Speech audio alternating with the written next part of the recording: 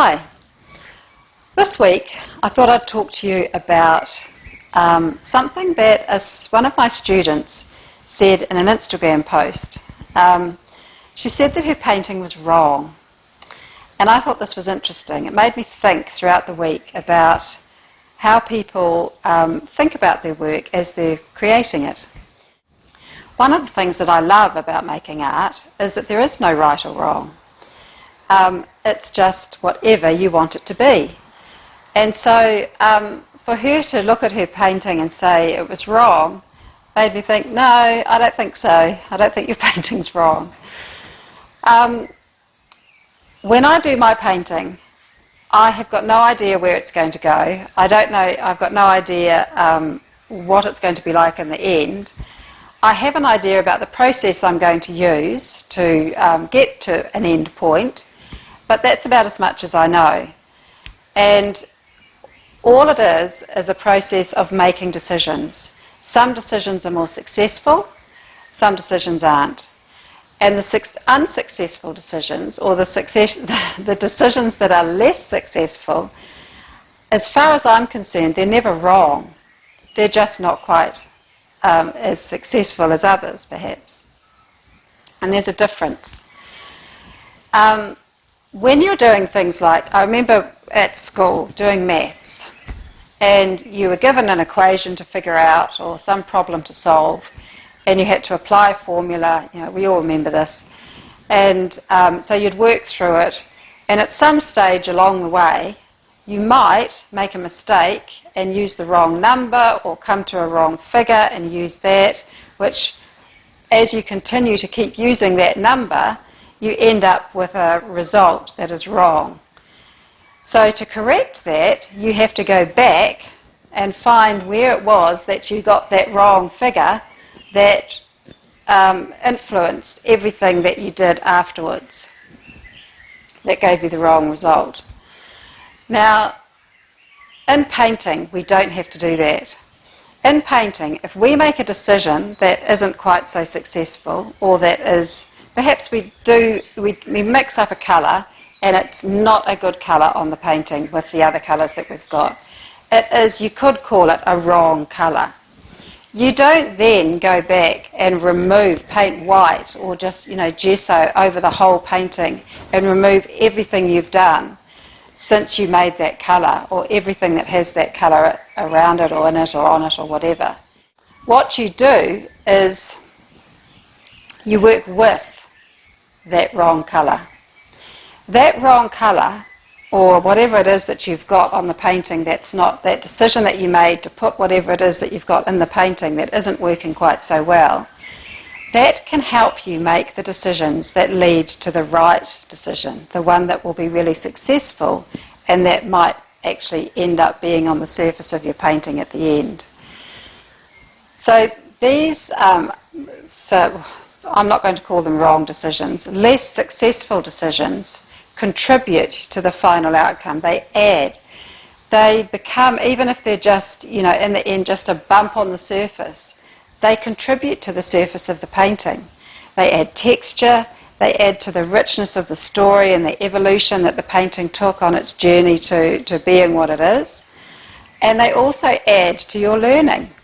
So they are a vital part of the process of painting, and a vital part to coming up with a painting that's finished.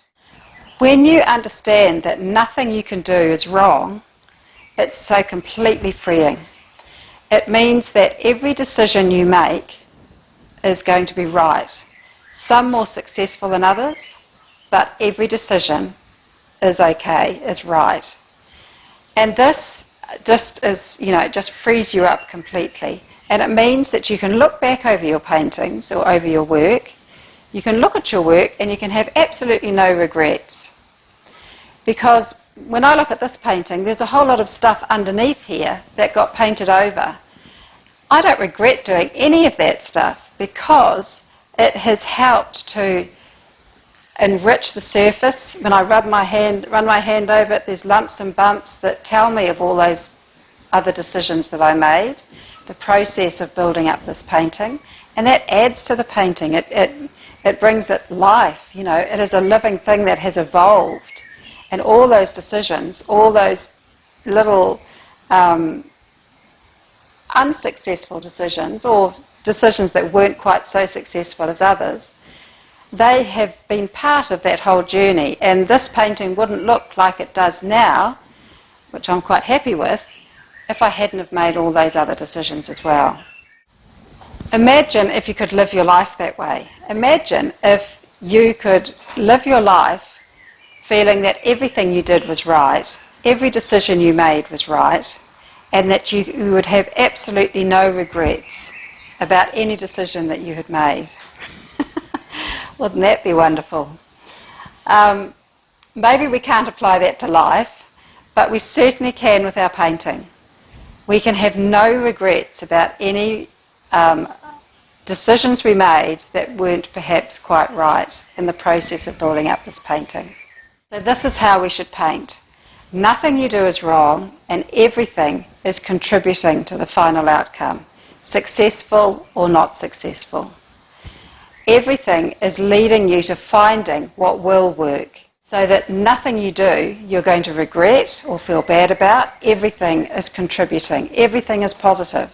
When that really embeds in your thinking and you really believe in that, you have complete faith in your intuition, and you just follow your nose and know that as you respond to the decisions that you make, whether you like them or not, whether you feel they're successful or not, they're going to help you to make the next decision.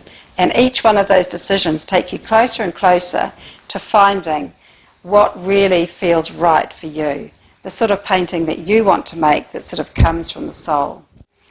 So if you have a right or wrong attitude when you're painting, it's time to stop. Start seeing that the less successful decisions that you make are contributors too. They all contribute to making that final painting. And without them, you wouldn't get to the final painting that you eventually will love. I've put together a PDF with over 50 mark-making prompts for you to have in your studio.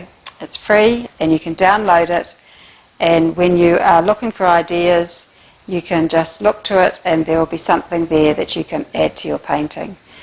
I've got prompts on types of line, shape, paint application, tools, ways of interpreting subject matter, contrasts. There's just a ton of stuff in there. So if you'd like to get your hands on that PDF, there's a link below, and click on that link and you can download the PDF.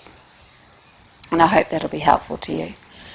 And I hope this talk has been helpful to you this week as well, so that you can have a wonderful painting week, being positive and no mistakes and no regrets. So have a wonderful painting week.